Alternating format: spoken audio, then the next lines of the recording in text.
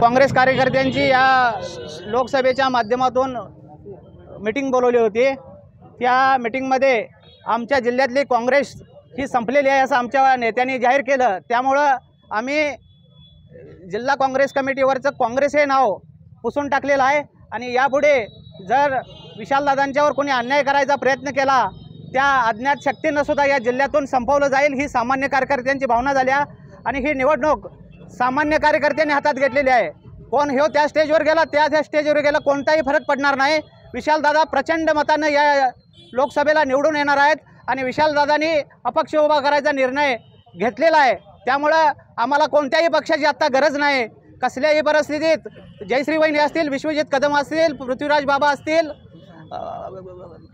विक्रमदादा सावंत, विशालदादा, प्रतीकदादा ह्या काँग्रेस नेत्यांच्या माध्यमातून यांच्या नेतृत्वाखाली आम्ही सगळी फळी उभं राहून या ठिकाणी प्रचार करणार आहे। अगदी तळागाळात अगदी जत तालुक्याच्या सोनसळपर्यंत आणि उमदीपर्यंत सुद्धा विशालदादांचा चिन्ह हे 1 तासाभरात पोहोचण्याची व्यवस्था आम्ही केलेली आहे। त्यामुळं कोणतं चिन्ह कोणता पक्ष ह्याच्यापेक्षा आमचा पक्ष विशालदादा आणि कसल्याही परिस्थितीत येत्या निवडणुकीत चांगल्या आणि प्रचंड महाराष्ट्रात सर्वाधिक मताधिक्यानं निवडून येतील ते आमचे विशालदादा असतील। त्याची दखल दिल्ली नेतृत्वाला सुद्धा घ्यावी लागेल।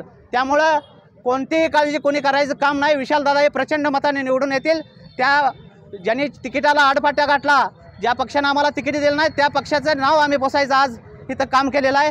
त्यामुळं कसल्याही परिस्थितीत विजय हा विशालदादाचा होणार हे नक्की आहे। आज विशालदादांचा जय हो। विशालदादा सिद्धेवाडी गावचे माजी सरपंच पैलवान खोत आज मिरज तालुका काँग्रेस कमिटीची बैठक झाली।